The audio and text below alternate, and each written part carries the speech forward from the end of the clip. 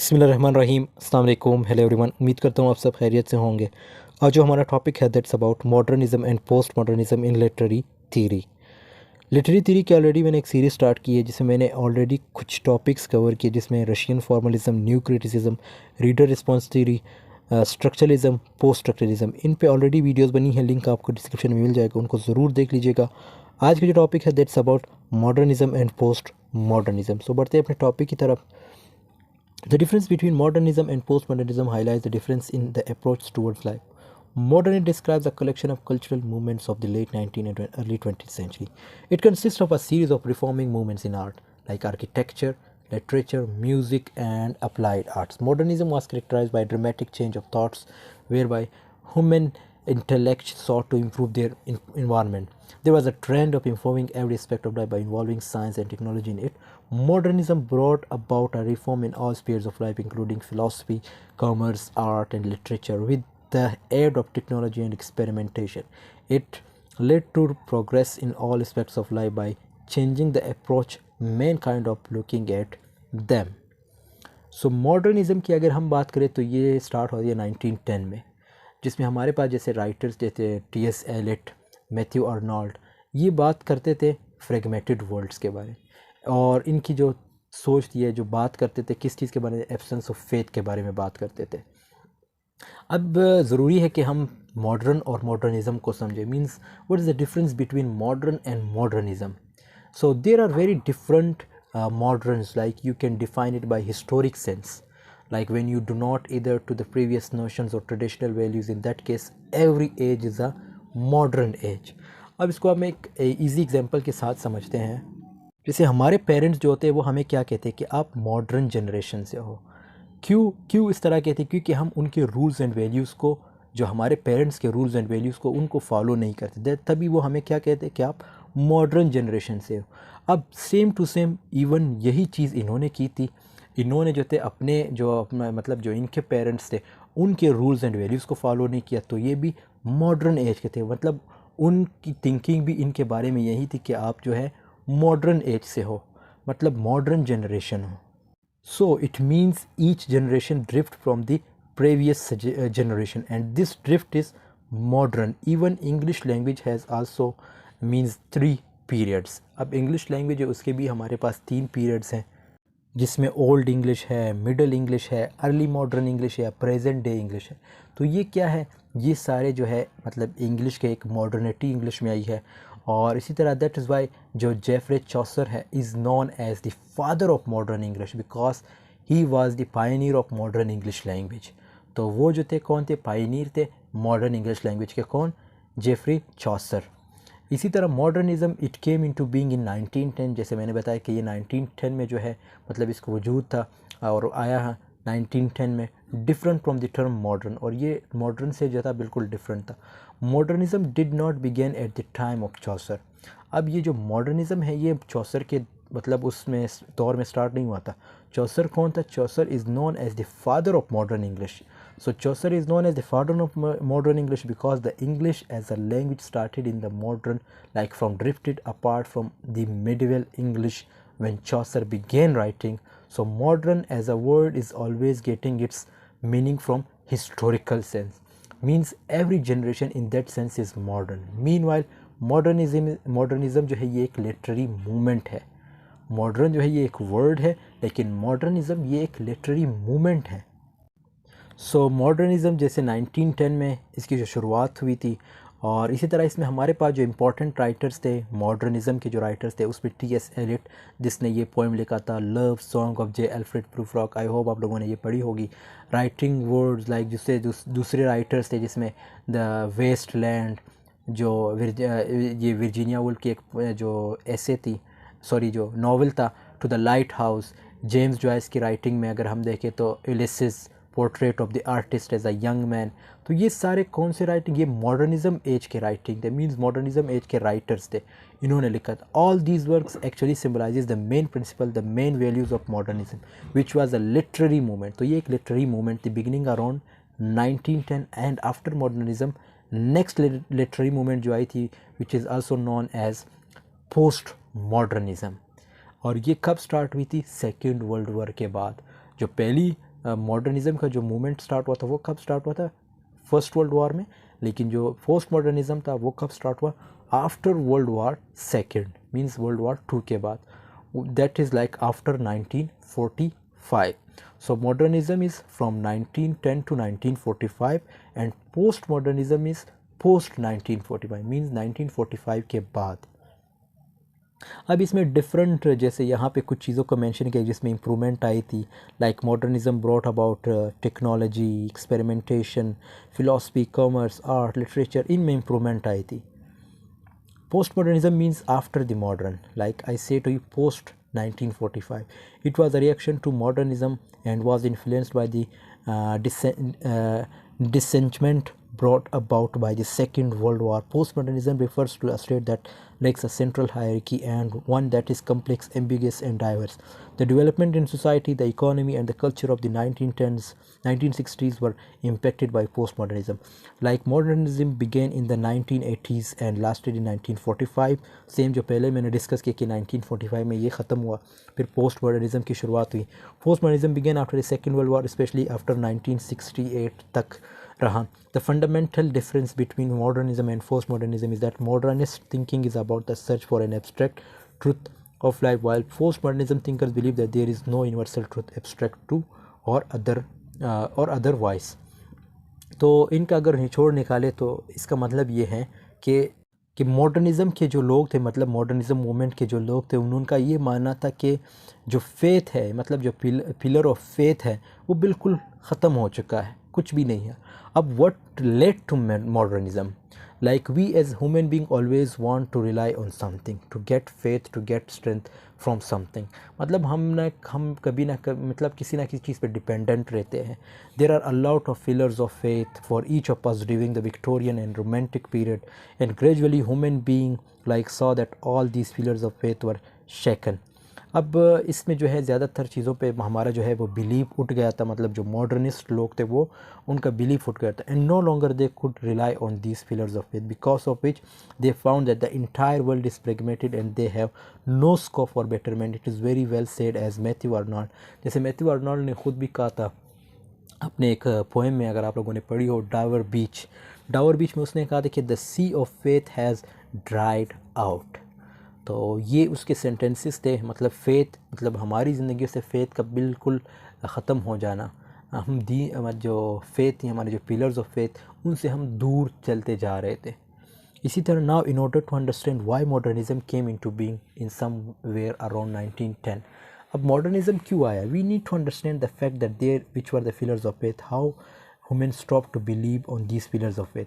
अब यहाँ पे पिलर्स ऑफ फेथ की बात आती है, ये बहुत ज़रूरी है. जिसमें पहला जो फेथ है वो है गॉड, मतलब हम सब गॉड पे यकीन रखते हैं. We all during the Victorian and romantic period know that people believe in the power of God. अब जो रोमांटिक और विक्टोरियन एज के लोग थे वो क्या करते थे, वो गॉड पे बिलीव करते थे. Between that what happened, they came the great philosopher like the great scientist, जिसमें फिर ये एक ग्रेट थिंकर, एक ग्रेट साइंटिस्ट है जिसका नाम था Charles Darwin's, who presented a paper on the origin of species, and in that it was clearly written that there was no involvement of God. उस बुक में उसने क्या लिखा था कि क्लियरली बता दी कि भाई गॉड का कोई इन्वॉल्वमेंट नहीं है इंसान की लाइफ में. In the evolution of species like human beings are all are evolved because of a natural process, क्योंकि ये एक नेचुरल प्रोसेस होता है, उसका ये मानना था. अब natural mechanism because of adaptation and science behind this entire evolution was told by Charles Darwin's. तो इसने ये बात की थी. इसी तरह लोगों की जो गॉड पे यकीन था वो मतलब हट गया था जब इसने ये चीज़ जाहिर की कि गॉड का जो है हमारी ज़िंदगी में कोई इन्वॉल्वमेंट नहीं है. फिर उसके बाद another important philosopher was writing during this period was Friedrich Nietzsche. He said during the Victorian period God is dead. उसने क्या कहा कि गॉड इज़ डेड. उसने ये सेंटेंसेस कहा. When he saw the rampant materialism, so if you look at the first pillar of faith, God, the power of God and the power of the faith of God was shaken during the Victorian period. तो मतलब जो Victorian period था उसमें क्या हुआ कि इंसानों का जो था गॉड से बिलीव हट गया था. अब दूसरी चीज़ जो आती है वो है किंग. मतलब अब किंग पे लोग जो है वो बिलीव रखने लगे, मीन्स उनका ये अकीदा जो है किंग पे, किंग को मानने लगे. अब किंग को किस तरह, if we look at like Aristotle book, जिसमें पोइटिक्स जो अरिस्टोटल ने लिखी थी, and other philosophers books, they always saw God has appointed king to rule on his behalf. मतलब उसमें ये बताया जाता था कि भाई जो किंग है वो गॉड की तरफ से, गॉड उसे अपॉइंट करता है कि ताकि वो हम पे रूल करे। सो नेक्स्ट से God has appointed king to rule on his half. So next to God is king whose authority can not be challenge, कि जो किंग की अथॉरिटी उसको चैलेंज नहीं किया जा सकता। What happened to this king? If you remember, this was a period when Marxism was taking great steps. अब इसमें मार्क्सिज्म का जिक्र आ जाता है, जिसमें कार्ल मार्क्स जो कम्युनिस्ट मैनिफेस्टो के साथ आए थे। In communist manifesto he said that this hierarchy of kings, middle class, lower class should be diminished. उसने क्या कहा कि भाई ऐसा कुछ कोई कंसेप्ट है ही नहीं, ये जो है सिर्फ हमें मतलब जो लोअर क्लास है या अपर क्लास है ये जस्ट एक्सप्लॉइट करते हैं। किन को? लोअर क्लास को, मिडिल क्लास को। कौन? Elite class. तो ये सब जो है इसको डिमिनिश करो। It is this king and the aristocratic people that which actually taking the power of lower class people who are the reason for suffering. मतलब जो गरीब लोग हैं जो सफ़र करते हैं वो किसकी वजह से करते हैं, किसकी वजह से चीज़ों को झीलते हैं, किस वजह से जो है वो तकलीफ़ात में होते हैं, वो जस्ट किंग की वजह से होते हैं, क्योंकि इनकी वजह, इनका जो रूल होता है इन पे, तो तभी वो ज़्यादा सफ़र करते हैं। Gods and that was they, और ये जितनी भी प्रॉपर्टी है उसने कहा ये क्या, ये सब जो है इसके ओनर जो है वो कौन होते हैं? अरिस्टोक्रेट होते हैं। मींस जो एलिट क्लास है वही लोग होते हैं। Kings because they found that these are the kings who are responsible for the miseries. तो उनका ये मानना है कि भाई ये किंग की वजह से ये सारी मिजरीज जो होती है, मतलब जो लोग मसाइब, ये जो मुसीबत में होते हैं, ये सारे किंग्स की वजह से होते हैं। अब क्या हुआ, लोगों का गॉड से भी यकीन हट गया था, और इसी तरह जो फेथ है, सॉरी ये किंग, गॉड और किंग दोनों से मतलब बिलीफ इन्होंने हटा दी। अब तीसरा जो वो आता है, द थर्ड इज़ इंडिविजुअल।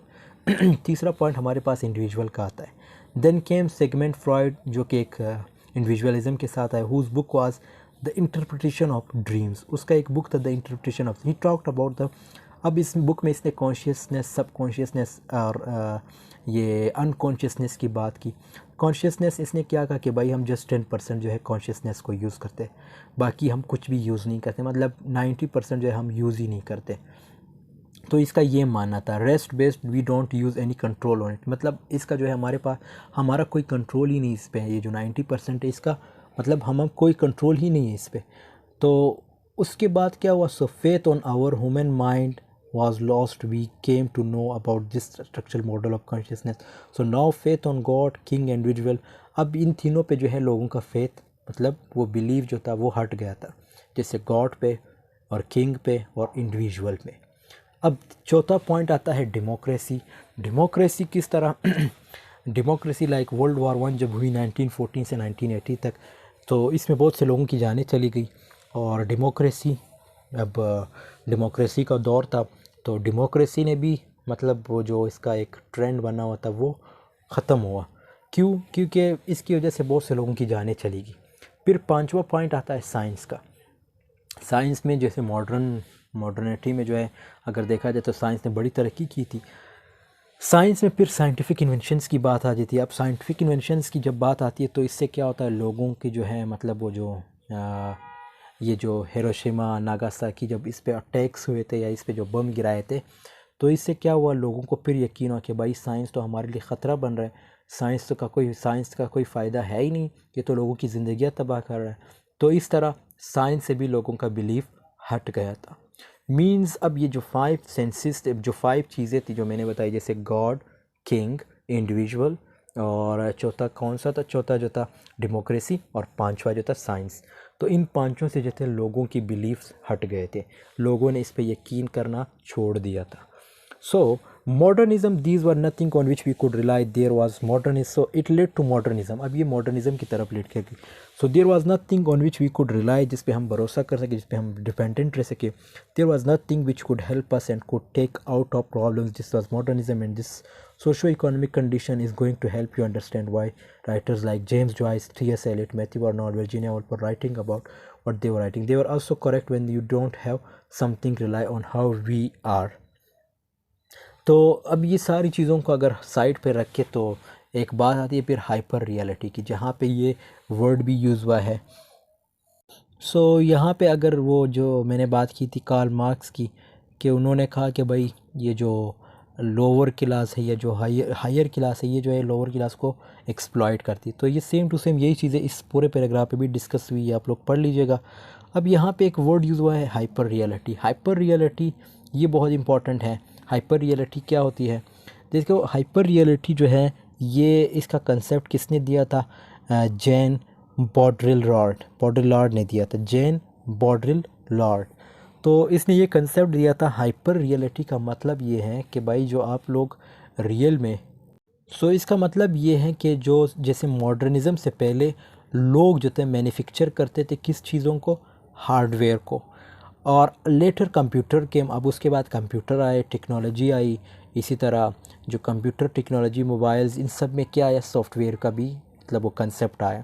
पहले सिर्फ हार्डवेयर होता था, लेकिन इन चीज़ों की, इन टेक्नोलॉजीज़ की वजह से सॉफ्टवेयर का कंसेप्ट भी आया, सॉफ्टवेयर भी इनमें है। We have apps now, apps like software, they were also manufactured but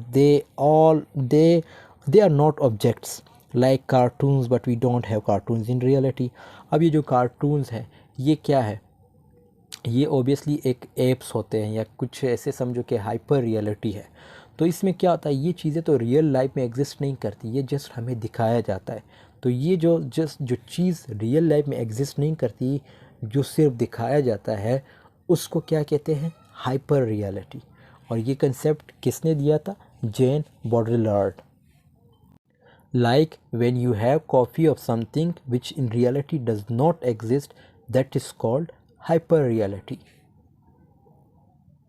So art and literary works began to be copied and preserved by the means of digital media. People no longer believed in art and literary works bearing one unique meaning. They rather believed in deriving their own meanings from pieces of art. तो ये again वही hyper reality की थोड़ी बहुत explanation यहाँ पे दी गई है।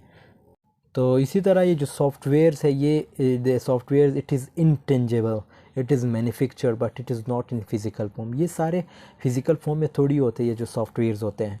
So that is hyper reality. इसी तरह जो मीडिया है, यूट्यूब है, टेलीविज़न है, रेडियो है, ये क्या है? ये सब एक्चुअली में हाइपर रियलिटी है। ये चीज़ें रियल लाइफ में एग्जिस्ट नहीं करती, मतलब इनका कोई फिज़िकल फॉर्म नहीं होता। सो अब यहाँ पे अगर हम इसकी डिफ्रेंशिएट करें मॉडर्निज़म और पोस्ट मॉडर्निज़म को, so modernism is the late 19th century and early 20th century style और movement that aims to depart significantly from classical and traditional norms. Post modernism ये भी 20th century means world war 2 के बाद start हुआ था, और इसमें इसके जो कंसेप्ट जो ऑलरेडी हम समझ चुके हैं। और इस तरह modernism was prevalent from the 19th century early 20th century style. Again post modernism was prevalent from the mid 20th century. Modernism was influenced by the first world war. Modernism के जो लोग थे वो इन्फ्लुएंस हुए थे किस चीज़ से? First world war से। और पोस्ट मॉडर्निज्म ये भी जो इन्फ्लुएंस हुए थे सेकेंड वर्ल्ड वॉर से। और दोनों ने मतलब जो साइंस था उनको, साइंस की वजह से जो तबाहियाँ दुनिया में फैल गई थी, लाइक हुआ क्या था कि जैसे हिरोशिमा, ये नागासाकी, इन पे जो अटैक्स हुए थे, तो इससे जो लोगों का साइंस से बिलीव था वो भी हट गया था। जैसे मैंने 5 चीज़ें बताई थी, उसमें से जो बिलीव थी जैसे गॉड, और इसी तरह ये साइंस हो गई, डेमोक्रेसी, किंग, और एक और पॉइंट था। सो ये 5 पॉइंट्स जो है ये इम्पोर्टेंट थे, क्योंकि इन्हीं की वजह से जो है लोगों का बिलीव जो है वो हट गया था। और उसके बाद क्या हुआ कि लोगों ने बिल्कुल बिलीव करना ही ये छोड़ दिया था। पहले इनका बिलीव साइंस पे, लास्ट में जो बिलीव इनका है तो वो साइंस पे इन्होंने बिलीव करना स्टार्ट किया, लेकिन साइंस ने उल्टा इन पे मतलब वो बैड एक्सपीरियंस रहा। किस तरह? वो उससे लोगों की जानें जो चीज़ें साइंस के ज़रिए बनाई जाती थी वो लोगों के लिए डिस्ट्रक्टिव होती थी और उससे लोगों की जानें चली जाती थी।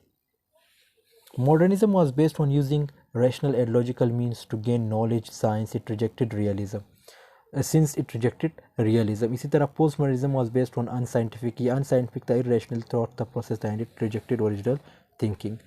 So modernism rejected the conventional style of prose and poetry, and postmodernism deliberately uses a mixture of conventional styles. So this was all about today's. I hope this video has been helpful for you. Thanks for watching. See you in the next video. Take care of yourself.